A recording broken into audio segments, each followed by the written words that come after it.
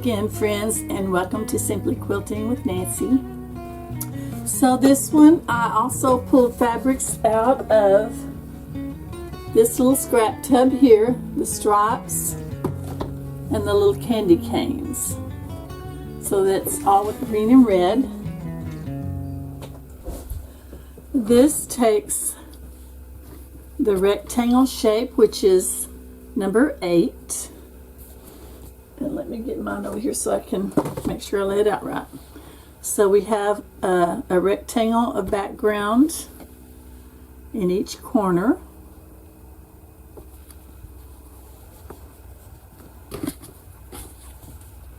And they are turned opposite ways.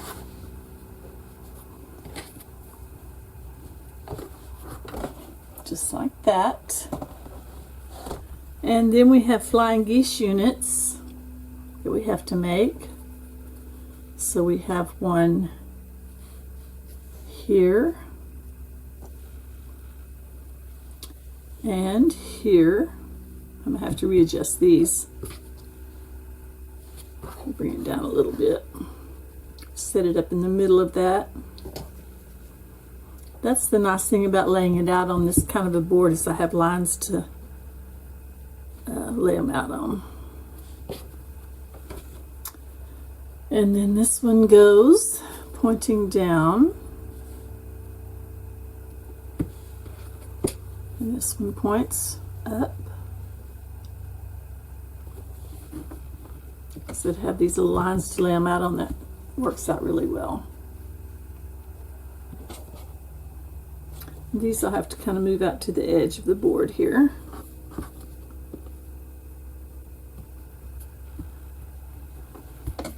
And then I have my little wings for my flying geese.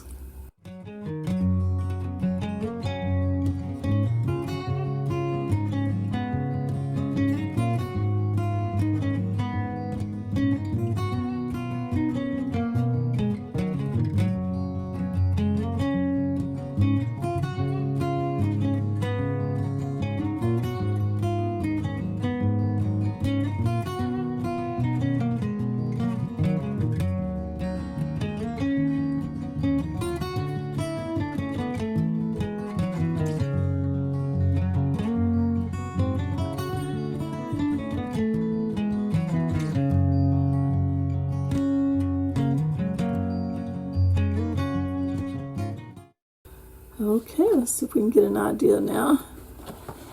There we go. I won't lift it up too much. I don't want it to fall off. Now, I'll make my flying geese units first, of course. These rectangles are number 8 in the 10-inch cube set. And the flying geese body, those are number 4 quarter square triangles. And of course, all of these are your regular half square triangles, number 5. So let me do all the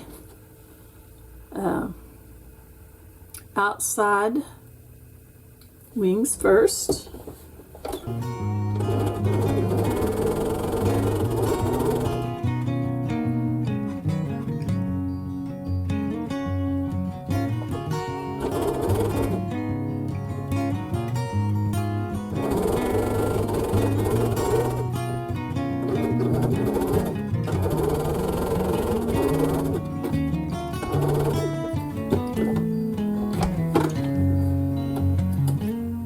There's only 4 of these. I'm just going to go ahead and clip them with my snippers.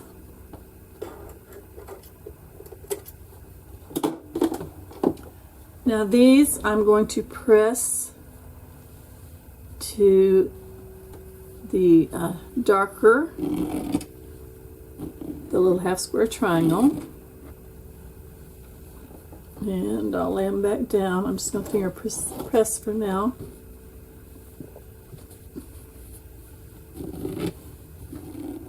I think I actually did it differently than they did. They had the darker one in the flying geese unit, the middle of the flying geese unit, and then they had the lighter ones in the little wings. But I did a little bit differently because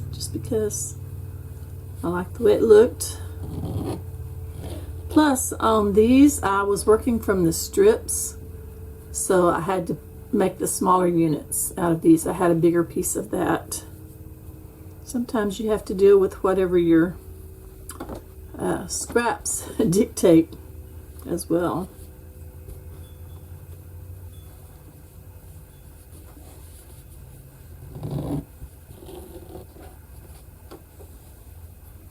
Okay, now I'll go back and put the other wing on.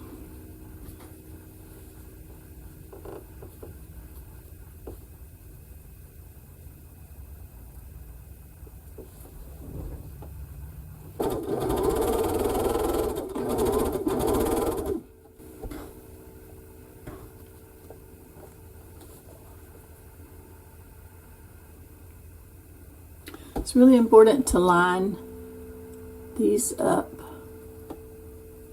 on the top and the bottom so that you can have that 1/4 inch seam up there for your point.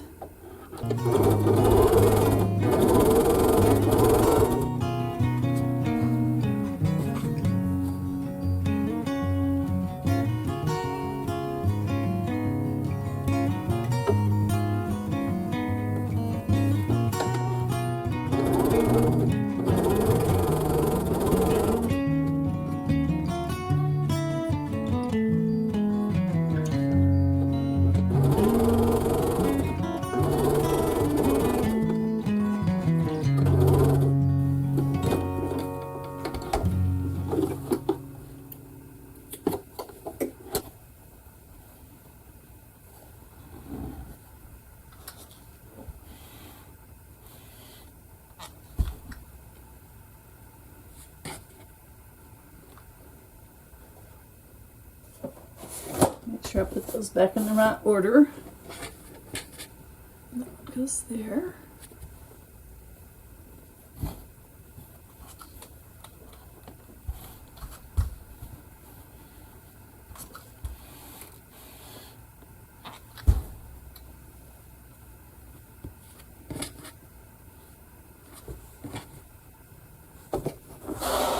Like that.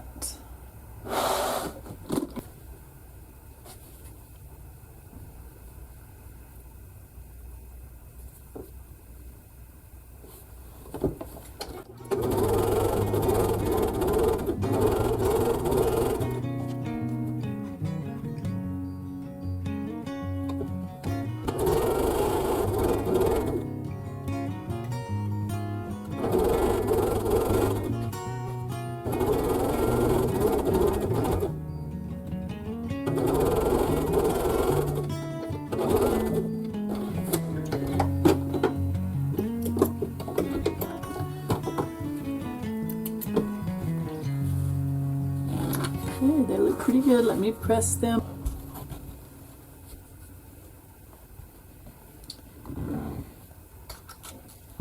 And yes, I'm pressing toward the light, but that's because we don't want to press towards the darker, because then we would be doubling over on our seams and it wouldn't lie as flat.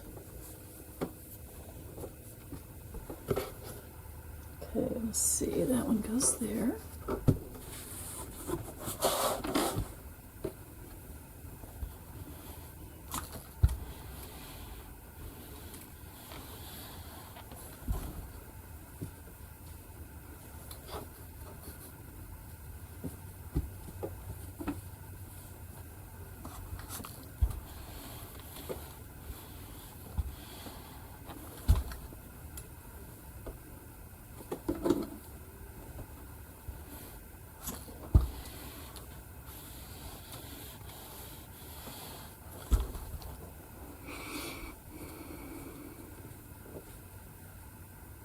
Okay, so we do still have our little red pinwheel there, but then you have a bigger pinwheel here as well. So I guess you would call that a double pinwheel, wouldn't you?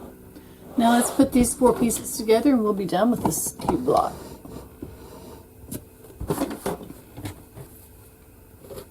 And the good thing about this is the only seams you're having to sort of match up are these right here.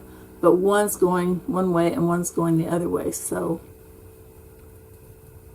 they're going to nest. They're not going to be a problem.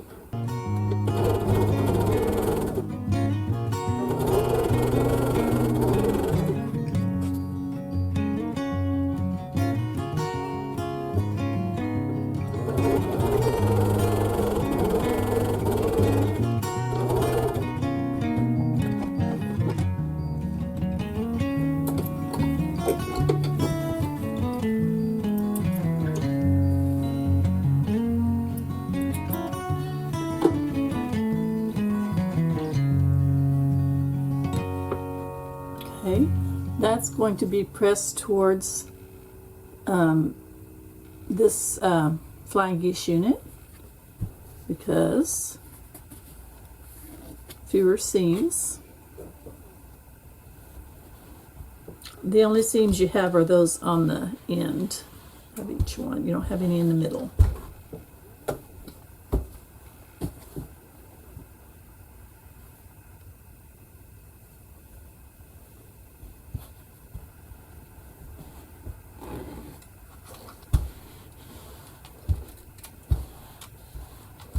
I was actually able to follow the instructions in the book while piecing this one, believe it or not.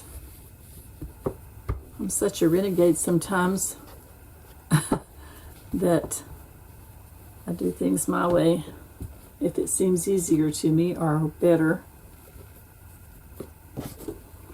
This time I followed the rules and it worked out.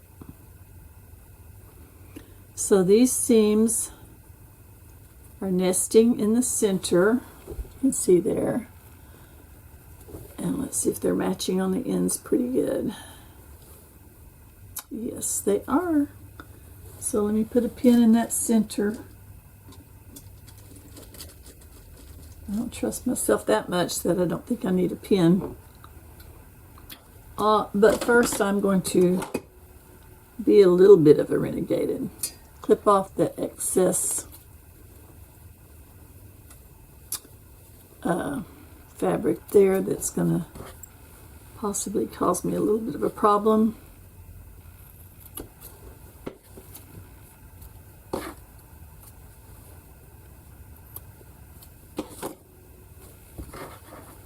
Okay.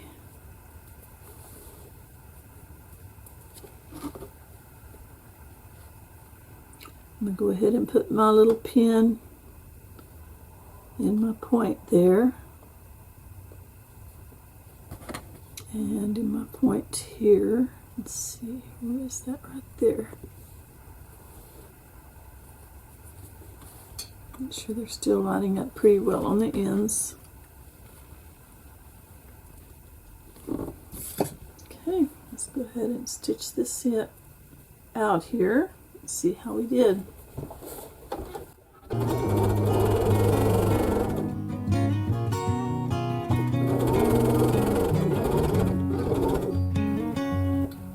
I like to slow down just a little bit when I come to that center and kind of ease it in there so that I can make sure I'm not messing anything up.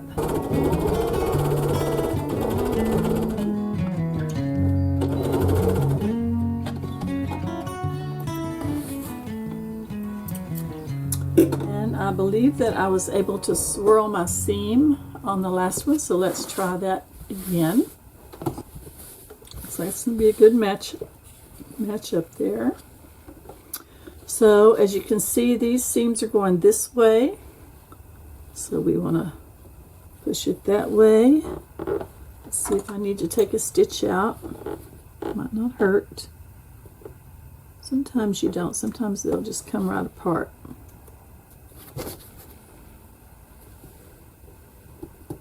Okay, that looks good. Now let me press it with the iron.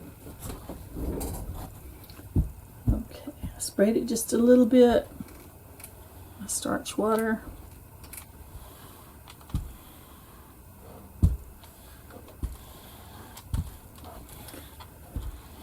Now I know some people don't like to press until they get their whole top put together. But I do, because that's just less for me to have to do at the end. And I'm not that great. I like to have all of my blocks at least pressed before I put them together. And this block measures just a smidgen over 10, so I'll trim that down to 10 inches, just like all of my other blocks. Okay, so here is block number 9. I have 2 of these made. And since I'm making 2 of each, I have 18 blocks made. So I will see you next time on Simply Quilting. Have a blessed day.